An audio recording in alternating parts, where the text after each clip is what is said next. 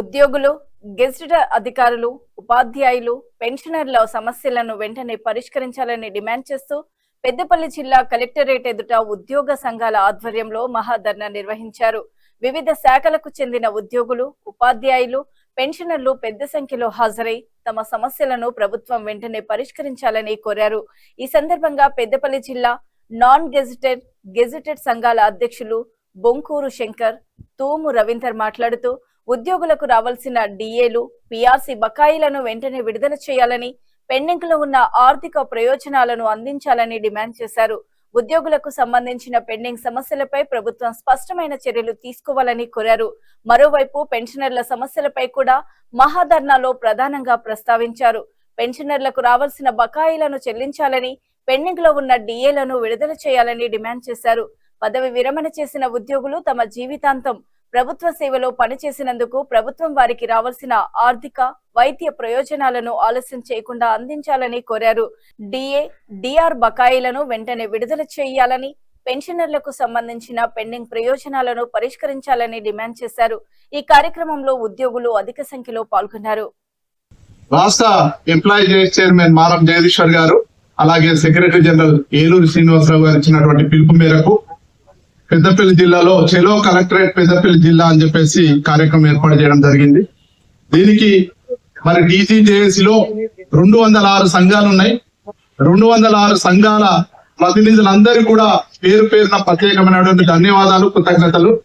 ముఖ్యంగా 5 ప్రధానమైనటువంటి అంశాల మీద మనం ఈ యొక్క ధర్నా కార్యక్రమం ఏర్పాటు చేస్తా ఉన్నాం. ముందుగా మనం పిఆర్సి, పే రివిజన్ కమిషన్ రిపోర్టును 3 సంవత్సరాలైనా అని కూడా ఇంతవరకు తెప్పించుకోలేని పరిస్థితి అంటే ఎంత దౌర్భాగ్యమైనటువంటి పరిస్థితితో మీరు అందరూ కూడా అర్థం చేసుకోవాలి. ఇవాళ ఉద్యోగులందరూ చాలని జీతాలతో మరి 2023లో అయిపోయినటువంటి కమిటీని ఇప్పటికీ కూడా 2026 అవుతుంది. 3 సంవత్సరాలు గడుస్తున్నా పిఆర్సి నివేదికను ఇవ్వకుండా ఇలా ఉద్యోగులందరినీ కూడా ఒక ఆత్మస్థైర్యాన్ని కోల్పోయే విధంగా ప్రభుత్వం ప్రవర్తిస్తా ఉన్నది. దీన్ని మేము ఖండిస్తా ఉన్నాం. అలాగే 6 డిఏలు మిత్రులారా, 6 నెలలకు ఇచ్చేటువంటి డిఏ ఒకటైతే 3 సంవత్సరాలు గడుస్తున్నా 6 డిఏలు పెండింగ్ లో ఉండడం అంటే ఎంత దారుణమైనటువంటి పరిస్థితితో మీరు అందరూ కూడా అర్థం చేసుకోవాలి. ఇవాళ 6 డిఏలు, ఇలా 1 డిఏ కాదు, 2 డిఏలు కాదు, 6 డిఏలు పెండింగ్ లో ఉన్నాయంటే ఉద్యోగులు ఎంత తీవ్రమైనటువంటి మనోవేదనతో ఉన్నారో మీరు అందరూ కూడా అర్థం చేసుకోవాలి. అలాగే ఈహెచ్ఎస్ స్కీమ్ ఇలా 1.5 కట్ చేస్తూ ఇలా ఏ ఉద్యోగైనా మరి అతని ఆరోగ్యం బాగలేక హాస్పిటల్ పోతే ఇవాళ హాస్పిటల్ గెంటేస్తున్నటువంటి వైనాన్ని కూడా మీ అందరికి కూడా గుర్తు చేస్తా ఉన్నాను మిత్రులారా.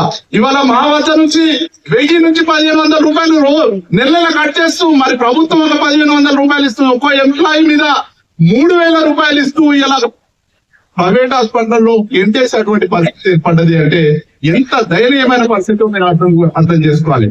ఇలా కాంట్రిబ్యూటర్ పెన్షన్ విధానం, ఇలా ప్రభుత్వము మరి ఎన్నికల్లో భాగంగా మేనిఫెస్టో పెట్టినటువంటి అంశం, మేము ప్రభుత్వంలోకి రాగానే, మేము ప్రభుత్వాన్ని ఫామ్ చేయగానే ఇలా కాంట్రిబ్యూటర్ పెన్షన్ విధానం రద్దు చేసి మరి ఓల్డ్ పెన్షన్ విధానం తీసుకొస్తామని చెప్పేసి వాగ్దానం చేసినటువంటి ప్రభుత్వం ఇలా 3 సంవత్సరాలు గడుస్తున్నట్టువా దాని మీద ఊసే లేదు. ఇలా కాంట్రిబ్యూటర్ పెన్షన్ విధానంతో ఉన్నటువంటి ఉద్యోగులు దాదాపు 70% మంది ఉద్యోగులు ఇలా కాంట్రిబ్యూటర్ పెన్షన్ విధానంలో ఉన్నటువంటి భయాన్ని కూడా మీ అందరు కూడా గుర్తు చేస్తా ఉన్నాం.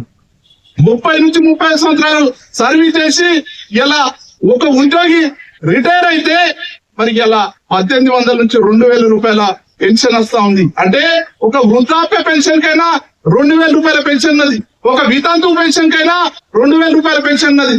కానీ ఒక ఉద్యోగి మరణిస్తే మాత్రం ఇలా 30-35 సంవత్సరాలు సర్వీస్ చేసి ఉద్యోగి మరణిస్తే ఒక 2000 రూపాయల పెన్షన్ కూడా రావట్లేదు. అంటే ఇలా సిపిఎస్ ఉద్యోగి ఎంత అభద్రతా భావంతో ఉన్నాడో మీరు అందరూ కూడా అర్థం చేసుకోవాల్సిన అవసరం ఉంది.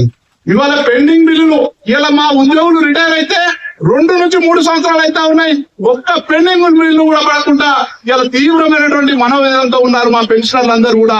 ఇలా పెన్షన్లకు సంబంధించినటువంటి 12,000 కోట్లు క్లియర్ చేస్తున్నారు, ఇంకా దాదాపు 10,000 కోట్లు పెండింగ్ లో ఉన్నాయి. వాటన్నిటిని బేషరతుగా మరి వెంటనే విడుదల చేయాలని చెప్పేసి ప్రభుత్వాన్ని డిమాండ్ చేస్తా ఉన్నాం. మా ఉద్యోగస్తులందరూ నియమ నిబంధనలతో పనిచేస్తా ఉన్నారు. ఈ ప్రభుత్వము భారతదేశంలో తెలంగాణ ప్రభుత్వం నెంబర్ 1 రావడానికి ఉద్యోగులు అహర్నిశలు కష్టపడి పనిచేస్తా ఉంటే ఉద్యోగులకు సంబంధించినటువంటి అంశాలన్నీ కూడా పెండింగ్ లో పెట్టి ఉద్యోగుల మనోస్థైర్యాన్ని దెబ్బతీసే విధంగా ఈ ప్రభుత్వం ప్రవర్తించడం అనేది మేము తీవ్రంగా వ్యతిరేకిస్తా ఉన్నాం. రాబోయే రోజుల్లో మా రాష్ట్ర జేఏసీ నాయకుడు మారం జగదీశ్వర్ గాని ఏలూరు శ్రీనాథ్ గాని ఏ పిలుపునిచ్చినా అని కూడా ఉద్యోగులందరూ పెద్దపల్లి జిల్లా ఉద్యోగులందరూ మరి పట్టుకొని నడుం బిగించి ముందుకు రావడానికి సిద్ధంగా ఉన్నారని చెప్పి తెలియజేస్తారు. ఏ కార్యక్రమం చేసుకుంటున్నామని ముందు ఇన్ఫర్మేషన్ ఇచ్చినప్పటికీ కూడా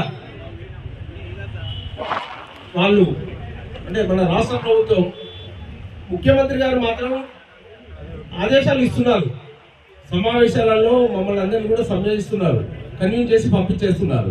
కానీ ఎక్కడ లోపం ఉందో తెలియట్లేదు. కింది స్థాయి అధికారులు సహకరించకనా లేకపోతే ఆర్థిక పరిస్థితి బాగాలేకనా అనేది వాళ్ళు ఆత్మవిమర్శ చేసుకోవాల్సిన అవసరం ఉంది. ఉద్యోగులు రాష్ట్ర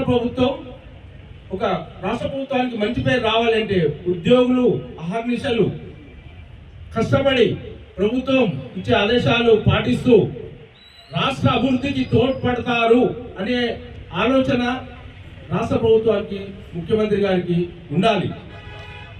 ఈసారి ఎన్నికల్లో మొన్న గెలిచిన ఎన్నికల్లో మేనిఫెస్టోలో పెట్టిన ఐటమ్స్ సిపిఎస్ టు ఓపీఎస్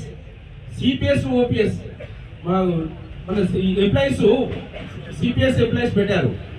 అందులో మేనిఫెస్టోలో 5వ ఐటమ్ 4వ ఐటమ్ ఉంది. తర్వాత పిఆర్సీ వెంటనే నేను ఛార్జ్ తీసుకున్నాక వెంటనే పిఆర్సీ అమలు చేస్తాం, డిఎల్ ఏం పెండింగ్ ఉన్నో కూడా వెంటనే మేము రిలీజ్ చేస్తామని చెప్పిన మన రాష్ట్ర ప్రభుత్వం ఇప్పుడు దాన్ని దాట వేస్తున్నారు. ఆర్థిక పరిస్థితి బాగలేదు అని చెప్తున్నారు. వేరే ఖర్చులు తగ్గించుకొని కూడా ఉద్యోగులకు పేమెంట్ చేయొచ్చు అని వేరే రాష్ట్రాలను కూడా ఉదాహరణ తీసుకొని కొన్ని సందర్భాలలో మంత్రులు కూడా ఉద్యోగులకు ఇన్ని డిఎస్ పెండింగ్ ఉన్నాయి, వాళ్ళ ఆర్థికంగా ఇలాంటి ఇబ్బందులు ఉన్నారని వాళ్ళు కూడా సాలరీస్ కూడా కాంట్రిబ్యూట్ చేసిన సందర్భాలు ఉన్నాయి.